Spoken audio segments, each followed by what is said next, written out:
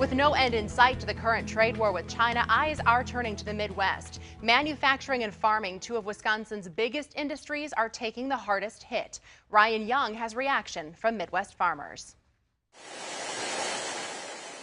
Jim Sheehan says the U.S. trade war with China and the tariffs are decreasing the revenue on his Illinois farm by 30%.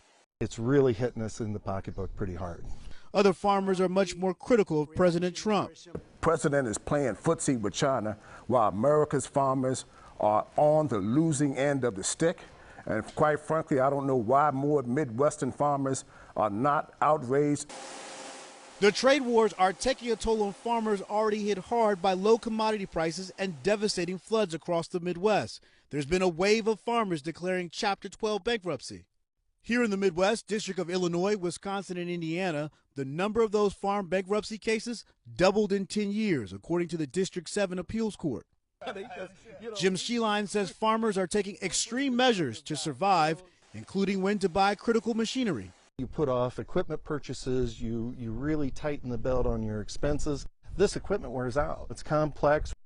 The hope for some in the Farm Belt is that the tariffs go away, the trade war ends, and farmers are no longer caught in a global crossfire. Soybeans, of course, are worth billions to the U.S. economy. Wisconsin ranks 13 in soybean production in the U.S. Wisconsin Senator Tammy Baldwin is voicing her concerns over this escalating trade war.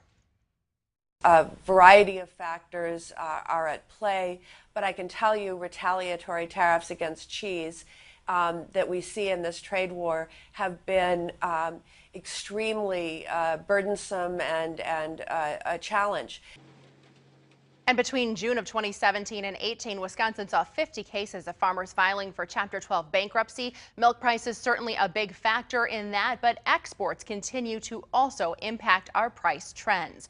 Wisconsin is also the nation's largest producer of cranberries, another U.S. product potentially affected by the tariffs.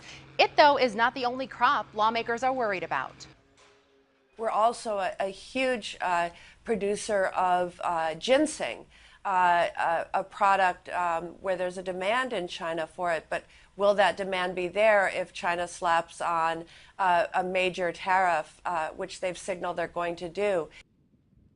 And we also reached out to Wisconsin Senator Ron Johnson for his comment on these latest tariffs and have not yet heard back.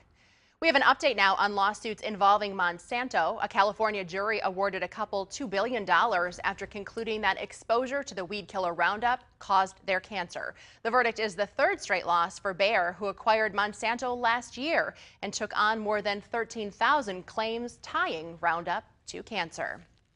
A record for cheese production in our state last year. According to some new numbers from the National Ag Statistics Service, Wisconsin produced an all-time high of 3.42 billion pounds of cheese in 2018.